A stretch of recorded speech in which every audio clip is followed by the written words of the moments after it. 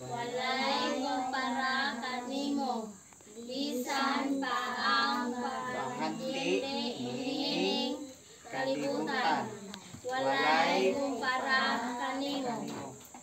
Daygon ikaw, himayaon ikaw, simbahon ikaw, Diyos.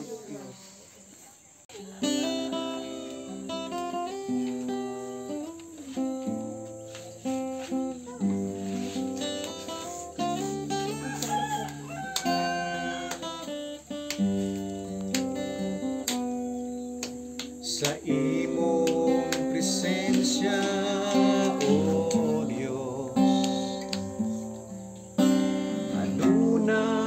adunay kalipay. Sa imong presensya, O Diyos, adunay kaharuhay.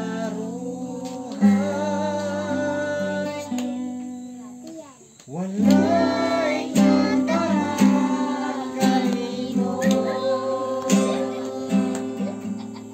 Bisan pa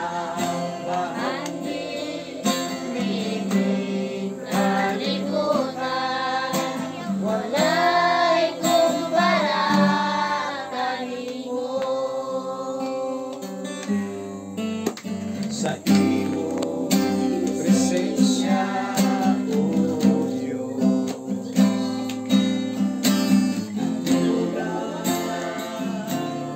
palipay.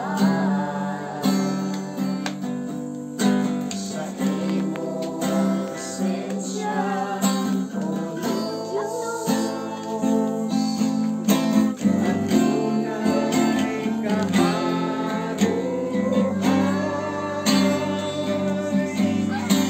Walay kumpara kanimo.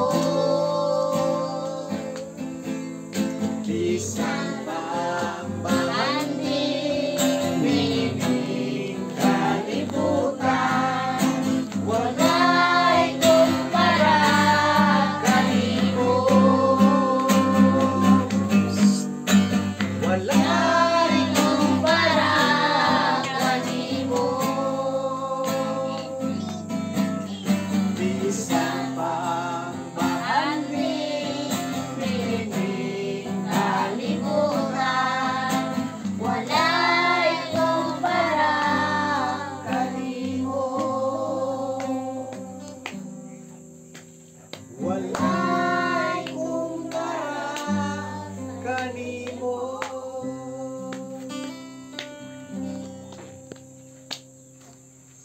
Ang Diyos maayo man, ang Diyos maayo man.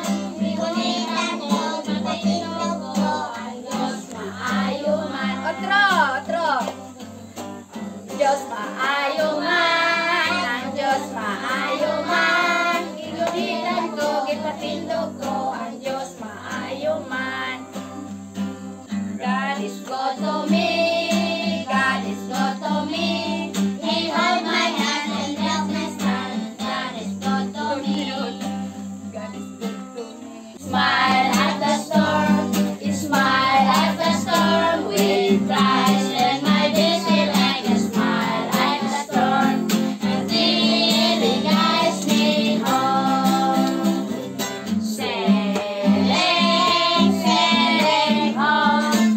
Sailing, sailing home. With Christ and my busy like a smile at the storm. Until He guides me home. Jesus Wounds. Asa title na to? Jesus Wounds. Makita sa Matthew. Okay, makita siya sa Matthew 27, 26 to 31. Okay. Jesus Wounds. Unsay bot pasabot nga si Jesus Wounds? Si Jesus Christ. Unsay nakita niyo? Daghan kayo siya og samad. Oh, ngano kaha atong basahon diri sa Matthew 27 verse 26 to 31. Una Unya gibuhian ni Pilato si Barabas apan gipalatos niya si Jesus o gitugyan aron ilansang sa krus. Kinsa gilansang sa krus?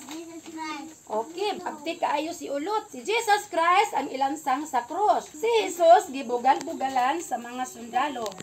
Unya gidala si Jesus sa mga sundalo ngadto sa palasyo ni Pilato nga gobernador og didto gialirungan siya sa mga sundalo. Gihubuan nila si Jesus sa iyang bisti o gisuloban sa bisting dagtong pula. Og naghimo sila korona gikan sa mga sangang tunokon o gipahaom nila kini sa iyang ulo.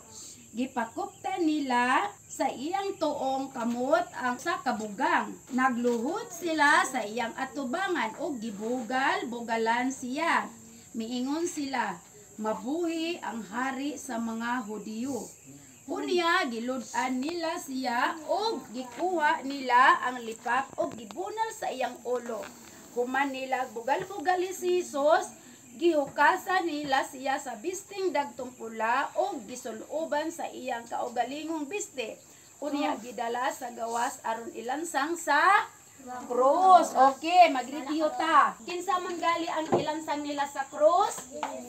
Si Jesus Christ ilang ilansang sa krus. Kamo, kinsa may gilatos? Oh, si Jesus Christ. Si Jesus Christ. Kinsay may nagyaga-yaga ni Jesus Christ?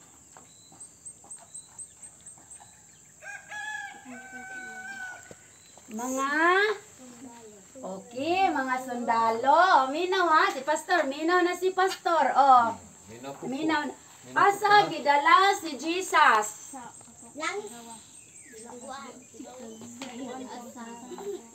Dito ka? Pilato.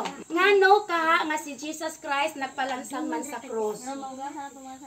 Tungod sa atong mga sala, si Jesus Christ asa gali siya? Nagpalansang Sa krus tungod? Mga sala. Aron mahugasan ang atong mga sala, nagpakamatay siya dito sa krus, nagpalansang siya sa krus. Pag abot ni Jesus sa tua, unsa iyang gibuhat sa tua nga parang unsa man si Jesus ani? Unsa man ni siya? Nagrepresenta sa dugo ni Jesus Christ. Tungod sa iyang dugo, ang atong kinabuhi nga itom, gihugasan sa iyang dugo, aron mawa na ang ato ang mga sala. Karon kay gihugasan ni Jesus Christ na ang ato ang mga sala, unsa may color na puts pagkahuman? White. Unsay nagrepresenta sa white? Nahugasan na ang atong mga sala. Ang white inyong makita na ay hugaw wala. Subot pasabot kay naa na nato si Jesus, gihugasan na nato niya atong mga sala. Wala nay buling na. Wala nay buling. Puti na kayo. Kay puti naman kayo ang ato ang kasing-kasing. Masa naman kung color sa pagkauman? Nagrepresenta sa atong patubuon ng ato ang Kristohanong pinaagi sa pag-unsaman, pagtuon o pag-atambong sa Balios class, mag-ampo kanunay, magbasa og Bible, magsimba. Atong gihalad ang atong mga kaugalingon diha sa simbahan, labi na kanang naangay mga buluhaton. Kanang buluhaton sa Kristohanong mga buluhaton. Pinaagi ana. Ang atong Bible verse makita sa Isaiah chapter 53 verse 5b. And by his wounds we are healed. And by his wounds we are healed. Asa makita? Sa